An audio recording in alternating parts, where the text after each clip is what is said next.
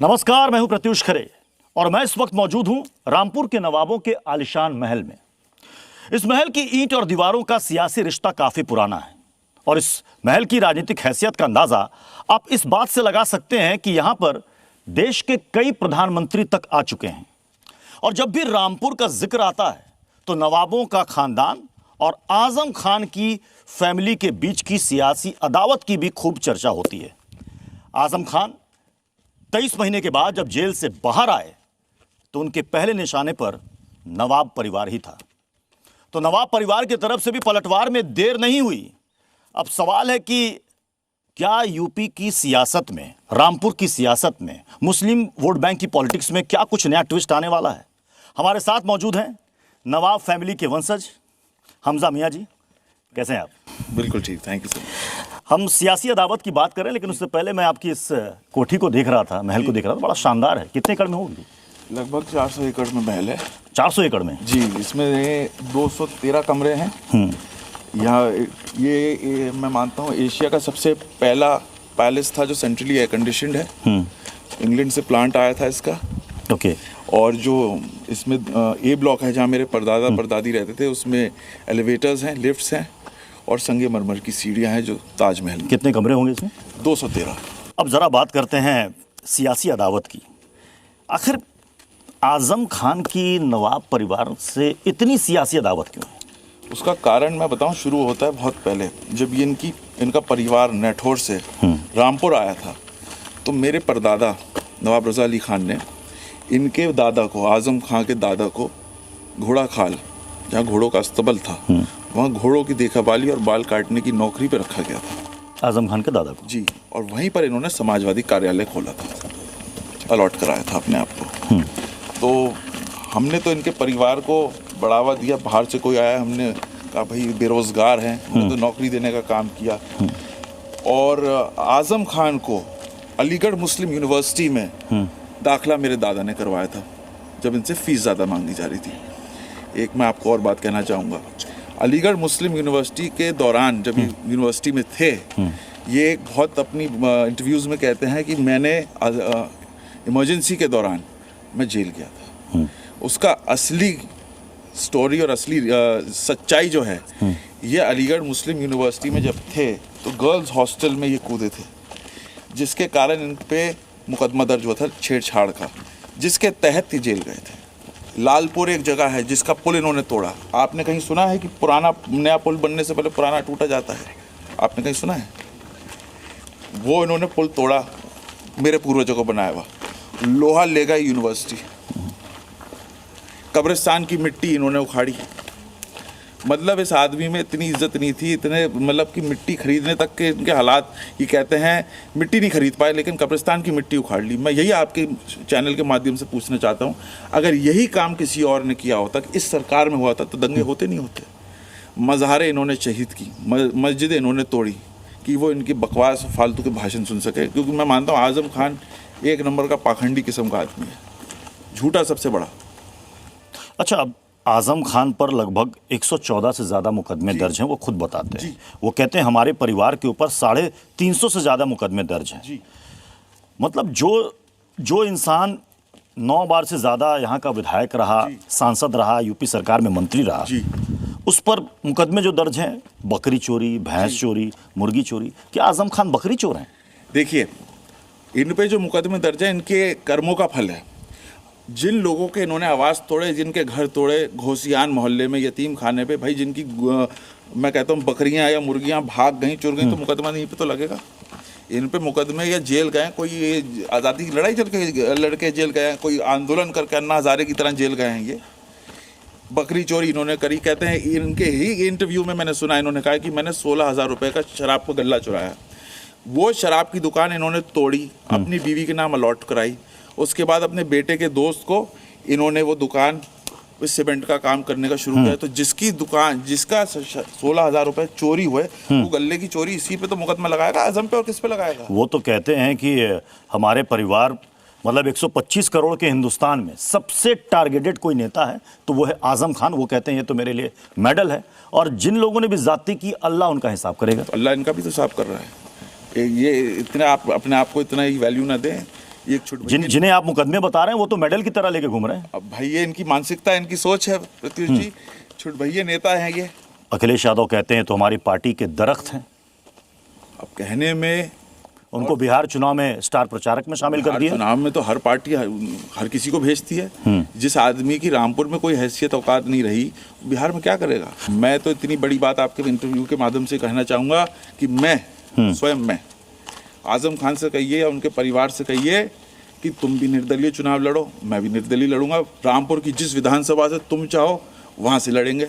आप डंके की चोट पर डंके बोल की चोट पे कह रहा हूँ, आपके इंटरव्यू आपके चैनल के माध्यम के थ्रू कह रहा हूँ, निर्दलीय तुम भी आपका ओपन चैलेंज है आजम खान कि पार्टी के सिंबल भी पर छोड़ो। छोड़िए। मतलब आप कह रहे हैं कि अगर ताकत है तो आजमा ले दोनों परिवार, नवाब परिवार और आजम दो परिवार, हाथ कर लो, दो हाथ दो बिना पार्टी के सिंबल मेरा पार्टी की तब पता चलेगा वर्चस्व क्या है। मैं आपकी पॉलिटिक्स में एंट्री की भी बात करूंगा, लेकिन मैं चाहूंगा कि एक बार जरा आप अंदर महल भी हमें दिखा दें। आपने एक बात कही, आपने कहा कि नवाब फैमिली का दबदबा सभी विधानसभा क्षेत्रों में। अगर सभी विधानसभा क्षेत्रों में तो फिर आप अपना चुनाव कैसे हार गए? देखिए, मैं चुनाव जो हारा था अपना, उसके उस टाइम के समीकरण और थे। मैं आपको एक बात और बताऊं, आजम खान जो कहते हैं कि नवाब कुछ नहीं है, मेरे दादा जब पहले एमपी और एमएलए के चुनाव एक होते थे तो उन्होंने ही आजम को एमएलए बनवाया था। वो कहते थे बड़ा वोट मुझे, छोटा दीवाने को। इसको दीवाना कहते थे। बड़ा वोट यानी कि लोकसभा उनको, बड़ा वोट मेरे स्वयं दादाजी को, और छोटा दीवाने को, इसको दीवाना कहते थे। तो आप कह रहे हैं कि नवाबों ने मेहरबानी की जी, तो आजम खान ने गद्दारी की, एहसान फरामोशी की। ये क्या आपका प्राइवेट थिएटर? जी, ये प्राइवेट थिएटर था। अच्छा, मतलब यहाँ पर फिल्में वगैरह, मूवी देखते थे, मूवी 50 लोगों की सीटिंग थी। हाँ, ये संगमरमर की सीढ़ियाँ पूरी। संगमरमर की सीढ़ियाँ, और ये आपके पीछे उस जमाने की लिफ्ट है। अच्छा, ये इसी एलिवेटर की बात कर रहे थे? जी। ओके, तो ये एलिवेटर जो है ये आप कह रहे हैं 1930s? जी। उस जमाने में ये लिफ्ट यहाँ बन? लिफ्ट थी। ओके जी। और इसी की बात कर रहे हैं कि इसमें फुल्ली एयर कंडीशन? ये जी, इस ब्लॉक में फुल्ली एयर कंडीशन था। इंग्लैंड से प्लांट आया था। अगर हम फिर से वापस लौटते हैं सियासत में, तो क्या आज की तारीख में नवाब फैमिली का दबदबा कम हो गया क्या? क्योंकि आपका एक बयान मैंने सुना जिसमें आप कह रहे हैं कि कोई भी नवाब फैमिली की ईंट से ईंट बजा नहीं सकता, कोई आज तक पैदा नहीं हुआ। अगर कोई आज तक पैदा नहीं हुआ तो लगभग 9 बार से ज़्यादा बार से आज़म खान ने यहाँ पर विधायक कैसे चुन लिए गए, सांसद भी यहाँ से बन गए, उनके परिवार के लोग भी यहाँ पर चुने गए, जनप्रतिनिधि बन गए। तो क्या नवाबों की फैमिली का वो दबदबा रसूख कम हो गया? एक छत्र राज इतने समय तक आज़म खान ने रामपुर पर कैसे कर लिया? जहाँ तक दबदबे की बात है, तो आजम के साथ कुश्ते आ जाए, आजम के साथ कुश्ते हमारी ईंट से ईंट नहीं बजा सकती। मतलब लोग कहते हैं ना कि रामपुर की पहचान रामपुर के नवाबों से है, तो साथ ही साथ रामपुरी चाकू से है। और मुझे लगता है कि ये जो चाकू की धार, रामपुरिया चाकू की धार है, मतलब आप दोनों के दुश्मनी की धार भी उससे कम नहीं है। वो उनका कहना है कि मैंने कभी नवाबी कल्चर को यहाँ पर फॉलो नहीं किया। वो कह रहे हैं कि मिक्की मियाँ जिस वक्त, एक दौर की बात है, वो कह रहे हैं कि जब मैं चुनाव लड़ता था तो उनके सीने पर 10-10 तमंचे तान दिए जाते थे, फिर भी मैंने चुनाव जीता आवाम के दम पर। आजम और सारी नवाबों की नवाबी हमने खत्म कर दी। आजम से बड़ा डरपोक आदमी, बुज़दिल आदमी इस दुनिया में आपको नहीं मिलेगा। फिर एक बड़ी बात कह दी है। बिल्कुल कह रहा हूँ, डरपोक और बुज़दिल। बिल्कुल चप्पल छोड़ के भागा था जब बसपा सरकार थी। 7 से 12 ये मस्जिद के बाहर बेहोश हो गया था, चप्पल छोड़ के भागा था जब लोग इसके पीछे भागे थे इसे मारने के लिए। नंद किशोर गुर्जर, जानते होंगे, लोनी से बीजेपी के विधायक हैं।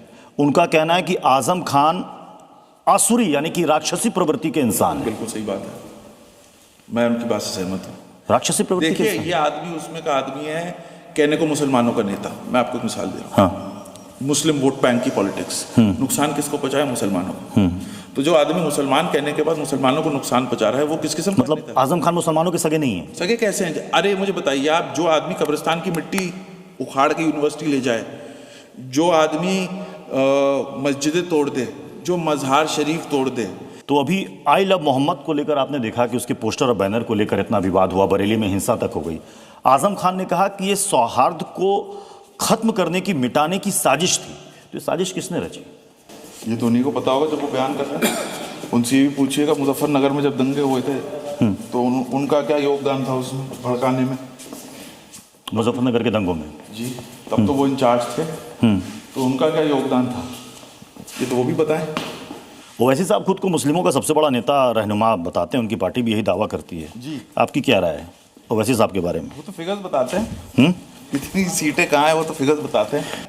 अखिलेश यादव ने कहा कि 2027 में समाजवादी पार्टी की सरकार बन रही है और बीजेपी ये एक वर्ल्ड रिकॉर्ड बना रही है आजम खान पर फर्जी मुकदमे लगाने का, और जैसे ही हमारी सरकार बनेगी सबसे पहले आजम खान पर जितने भी फर्जी मुकदमे दर्ज हैं सब वो खत्म कर देंगे। अखिलेश यादव भी जानते हैं कि जो मुकदमे लगे हैं वो सच्चे हैं, मैं समझता हूँ।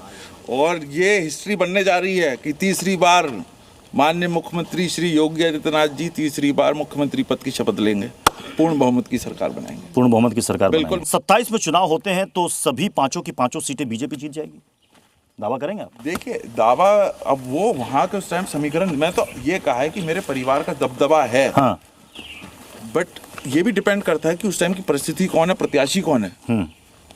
जो प्रत्याशी फील्ड में आज मैं हूँ। आप कहाँ से चुनाव लड़ रहे हैं, स्वार से या रामपुर से? और किसके सिंबल पर? बीजेपी? देखिए पार्टी जो आदेश करेगी मैं। अच्छा मान लीजिए कल को अखिलेश यादव आपके पास आते हैं, अरे हमजा भैया आ जाइए हमारे पार्टी के सिंबल पर चुनाव लड़े, फिर क्या कीजिएगा? महाराज जी का साथ नहीं छोड़ूंगा, उनने मुझ पे बिल्कुल महाराज जी का साथ नहीं छोड़ सकता। आजम खान से कभी अदावत कम होगी? नहीं, मरते दम तक नहीं होगी। इसको इसकी औकात दिखाऊंगा और इसको सियासी राजनीतिक तरीके से ज़मीन में घुसेड़ूंगा और इसका वो हाल करूंगा कि ये रामपुर छोड़ने में मजबूर हो जाएगा, वापस जाएगा नठौर जहाँ से आया था। ये मैं आपके चैनल के माध्यम से कह रहा हूँ। मैं आपसे लगातार बात कर रहा हूँ, मेरे दिमाग में एक सवाल है कि आप तो नवाबों के वंशज है, इतनी आलिशान कोठी है और अच्छी खासी संपत्ति, आप बिल्कुल साधारण कपड़ों में मैं एकदम। एक साधारण व्यक्ति हूँ। नवाब देखिए नवाबों के बारे में एक लोगों के आता है ना ख्याल कि सदरी होगी, एक सूट सा होगा, नवाब ऐसे रहते होंगे। आप तो बिल्कुल डाउन टू अर्थ। मैं एक आम आदमी हूँ। हाँ। मैं क्षेत्र में जाता हूँ तो मैं चाय की दुकान पे भी बैठ जाता हूँ, बीड़ी वालों के साथ भी बैठ जाता हूँ, जमीन पे भी बैठ जाता हूँ। तो कहाँ इंग्लैंड से पढ़ाई करने के बाद आप सियासत में आ गए? देखिए मैं जब से छोटा था मेरी सोच थी कि मैं रामपुर के लिए कुछ करूं, और मेरे परिवार ने जो रामपुर को बहुत कुछ दिया और जिस तरीके से मेरे परिवार की एक इमेज को धूमिल करने का प्रयास किया गया, मैं चाहता हूं कि रामपुर उत्तर प्रदेश का कोशिश ये रहेगी कि अगर मुझे ताकत मिले, मौका मिले, तो मैं रामपुर को उत्तर प्रदेश का नंबर 1 जिला बनाना चाहूंगा in terms of education, in terms of industries, रोजगार। मेरी कोशिश ये रहेगी। ओके, चूंकि मैंने दीपोत्सव पर बात की तो आजम खान ने ये कहा कि दिए जो हैं वो रोशन करते हैं, रोशनी करते हैं, और दिए जलाने वाले तो कुछ भी जला सकते हैं। अच्छा, तो ये इनके इस बयान का कई लोगों ने कई अर्थ निकाला कि दिए जलाने वाले कुछ भी जला सकते ये हैं। कहना चाह रहे हैं कि भाई दिए जलाने वाले घर भी जला सकते हैं। मैं जो सोच रहा हूँ, हाँ। तो आजम खान ने जो लोगों का घर तोड़े तो उन्होंने क्या किया, उन्होंने भी तो उनके एक तरीके से घर ही जलाए हैं। जो उन्होंने कब्रिस्तान तोड़े, मज़ारें तोड़ी, तो आजम खान ने कोई कसर छोड़ी थी? जिन लोगों के घर तोड़ के यूनिवर्सिटी में ज़मीन ली गई, तो उन्होंने भी तो एक तरीके से लोगों का उत्पीड़न किया, घर ही जलाए हैं। अगर मैं आज आपका रोजगार छीन लूँ, आपका छत छीन लूँ आपके ऊपर से, तो मैं भी आप एक तरीके से आपकी ज़िंदगी ही जला रहा हूँ। यही काम आजम ने किया है। आजम को बस मैं मानता हूँ आजम खान एक अपॉर्चुनिस्ट है। सबसे बड़ा उदाहरण मैंने आपके चैनल के माध्यम से कहा था, जब वो नेताजी के नहीं रहे तो किसी और के क्या रहेंगे। तो आप ये कह रहे हैं कि आजम खान की जितनी भी राजनीतिक साख थी वो खत्म है, अब कुछ भी नहीं बचा। वो एक पिटी फिल्म है। और मैं मानता हूँ इतना मीडिया हाईलाइट मिल रहा है, हाईलाइट कर रहा है, आजम जेल से आया, जेल से, तो कैदी जेल से आया भाई, एक कैदी जेल से आया है जिस पे डकैती, चोरी, दो पैन कार्ड, दो पासपोर्ट के एफिडेविट देने के मुकदमे हैं। तो इसको इतना हाईलाइट करने की आवश्यकता है ही नहीं। आप ऐसे तो आप हर जेल के बाहर खड़े हो जाइए, रोज 100 कैदी आते, कि आप 100 को हाईलाइट करेंगे? तो बाकी कैदियों की तरह आप आजम खान की तुलना उससे कर रहे हैं। तो भाई कैदी तो कैदी है। अब वो कहते हैं 6x11 के कमरे में मैं रहा, मैंने चटनी और प्याज खाई, तो भाई जेल में तुम्हें बिरयानी तो मिलेगी नहीं। क्या रामपुर में आने वाले चुनाव में नवाबों की साख कायम होगी सभी सीटों पर? ऊपर वाले की नजर सीधी है तो बिल्कुल रहेगी। और हमजा भैया बीजेपी के टिकट से चुनाव लड़ेंगे और जीतेंगे भी? मुझे पार्टी टिकट देगी तो मैं टिकट तो मांगूंगा। अखिलेश यादव टिकट देंगे तो आप जाएंगे नहीं, क्योंकि आपने कहा मैं गद्दार नहीं हूं। मैं महाराज जी का साथ नहीं छोड़ सकता, और जिस आदमी ने चाहे टिकट मिले या ना मिले। और बिल्कुल सही बात है। चलिए बहुत बहुत शुक्रिया हमजा जी हमसे बात करने के लिए। बहुत बहुत धन्यवाद। तो चलिए आज की हमारी इस खास मुलाकात में बस इतना ही, फिर मिलेंगे एक और शख्सियत के साथ। आप देखते रहिए जी न्यूज़।